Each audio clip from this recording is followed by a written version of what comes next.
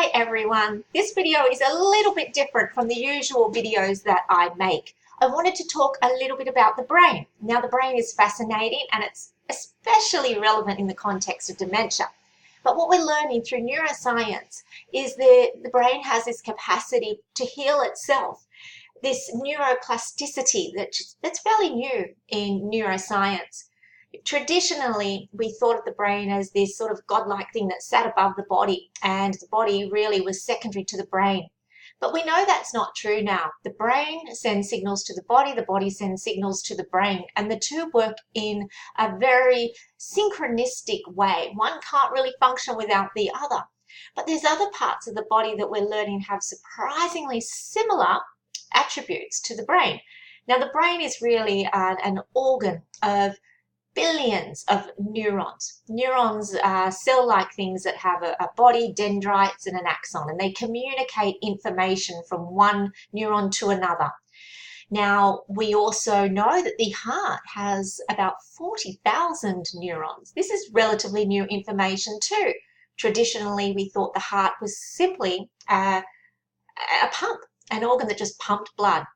But with neurons, we're learning that it communicates. It has a memory. It can send and receive information.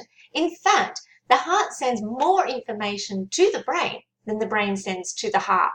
And I think traditionally we've known this. If you think about literature where the heart feels, the heart talks, the heart knows, or perhaps there's more truth in that than we ever realized.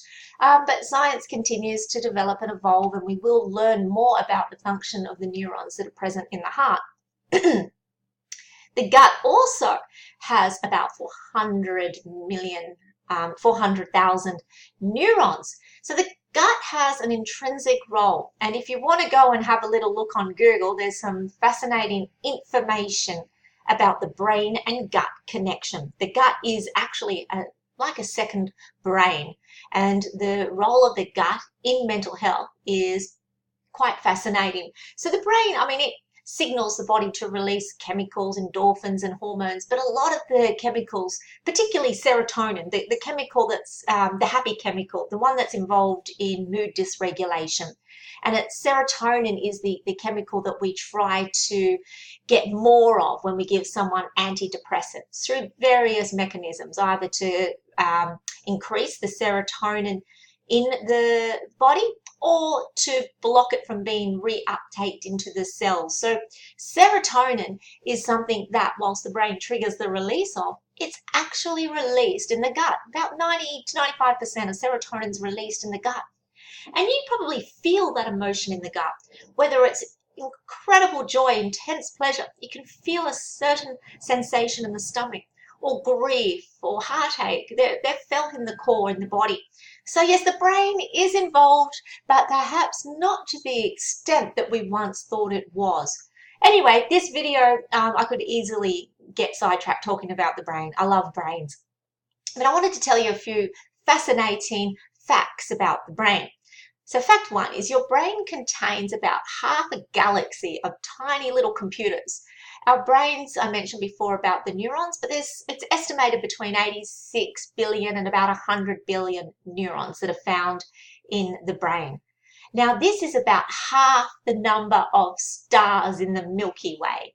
So in kids speak, when you look up at the night sky, you see that there are millions of stars. You look up and there's just lights everywhere, and you try to imagine the stars behind the stars and how far into the galaxy that the universe extends. But your brain has millions of tiny computers, and these little computers, called the neurons, are working to help you learn every day.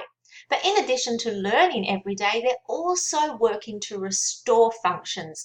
So where there's been neurodegeneration, the brain, now there are exceptions with dementia, and I have to specify this isn't a dementia-specific video, but where there's been damage, let's say stroke or a head injury, the brain works really hard to restore, to regenerate that damage that has occurred between the cells, between those neurons that communicate information. And when we're talking about dementia, it is different because there's a process that's taking place. some sort of perhaps autoimmune dysregulation, some sort of protein that's causing a dysregulation to the synaptic gaps in the nerve cells, or to actual atrophy, damage of the structure of the brain. So yes, there are some natural remedies and some quite alternate therapies that have been found to be helpful, but yet to find a cure.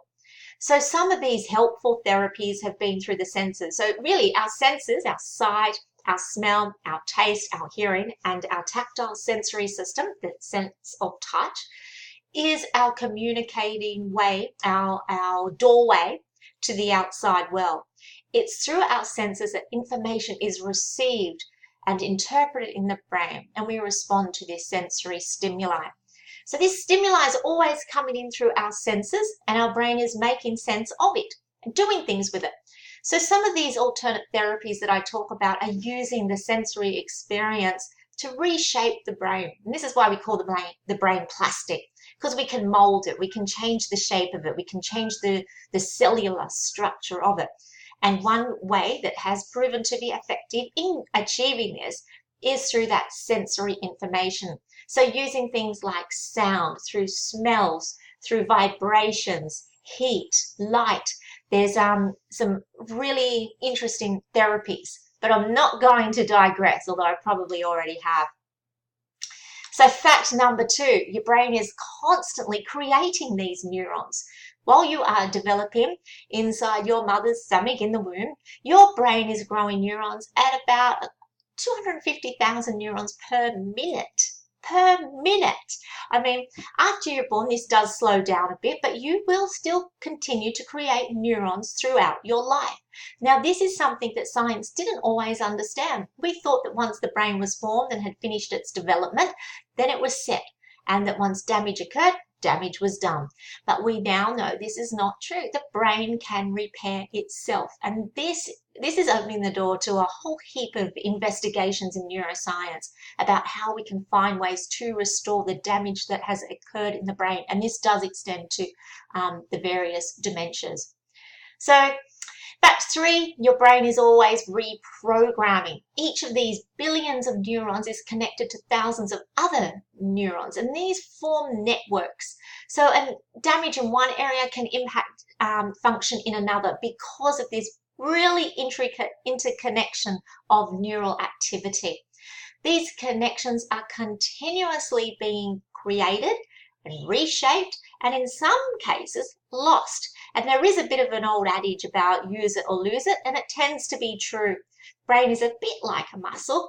If it's not used, certain areas of the brain are not used, then the neural connections, those synaptic connections, are lost. Good news is they can be rebuilt, and this extends to bad habits too. A habit really is just the repetition of a behavior over and over again until these connections are formed like iron, a nice solid connection, and it becomes habitual. To learn something new, we have to create a new connection, and that involves stopping the previous behavior, the bad habit, and creating a new one. And only through repetition and rehearsal can you create a new pattern. But it's possible, and I think this is fascinating also. The next fact, fact 4, is that your brain is an energy hog. Your brain contains 400 miles of blood vessels and uses about a fifth, 20% of your body's energy and total oxygen. So all of these neurons firing generate up to about 25 watts of electricity, and that is enough to power a small light bulb. So we are beings of energy. We are walking, talking beings of energy. Now, energy doesn't disappear. Energy can only transform. And if you know about physics, energy can't just go away. It has to go somewhere. And this is an interesting concept, which again, this could open up the door to a Pandora's box.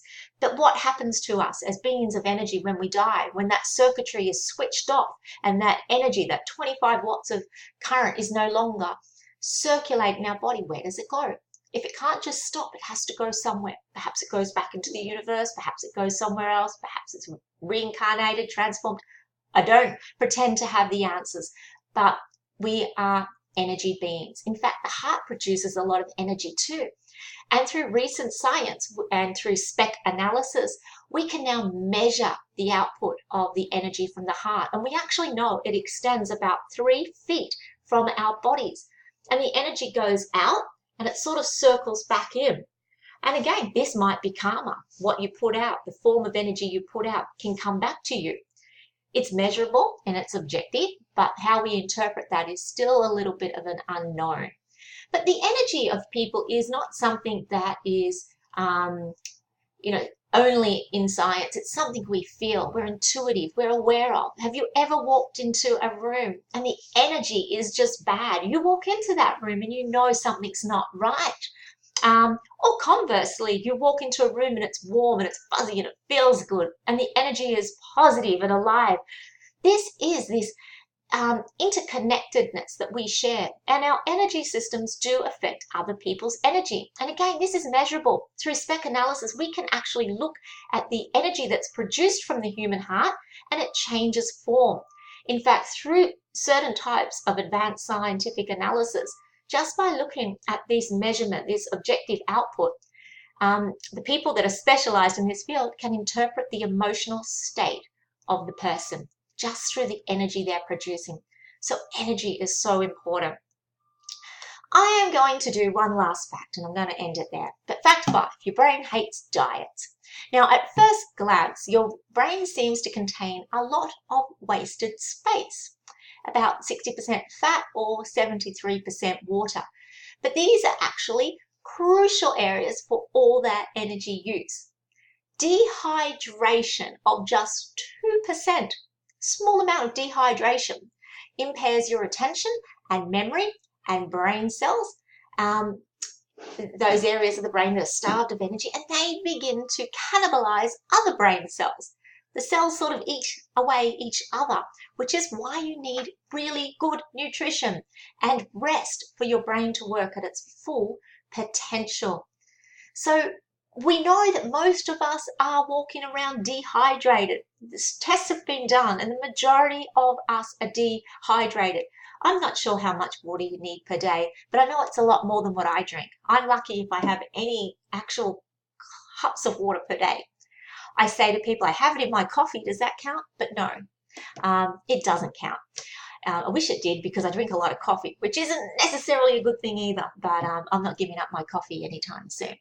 But hydration, being hydrated, we need it for well-being. Now, all of these things together, I'm telling you because the brain is such a critical organ. Now, whilst our loved ones are, in a way, fading away, their brains are just decompensating, deteriorating, progressively eating away in front of us. That's a really hard thing to watch.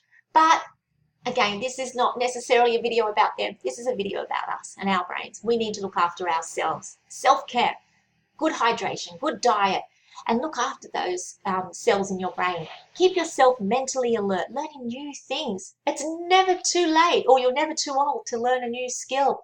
Take up a new hobby. Enjoy life. Because no matter what's happening around you, you can still be okay. And I repeat this message all the time, but you can be okay when things are not okay. And it's true. Now, we all have bad days. I have had some incredibly bad days recently, which is part of the reason why you haven't seen me around here much. I had a really bad day, and I'm not going to disclose, but it saw me literally in the fetal position. I just couldn't cope. So don't think that this only happens to you. It happens to all of us. It's the human condition. Our stress systems get overwhelmed, and when you're a caregiver for someone with frontotemporal dementia, the smallest things can trigger you. You can manage the day full of these massive stresses, living with someone with dementia, changing soiled nappies, putting up with problematic, challenging, perhaps violent or psychotic behaviors. And then a child yells and it's just a little bit loud, and that's what triggers you. And that's what stress does. It puts us in this hyper-vigilant state where the smallest things are the straws that break the camel's back. So look after yourselves. Take good care of both your physical and your spiritual and your psychological and your neurological health. Okay? So right now, go get yourself a glass of water. I'm going to do that. Put away my coffee cup and go get water because I have to practice what I preach. All right. Take care. Look after your brain. Bye-bye.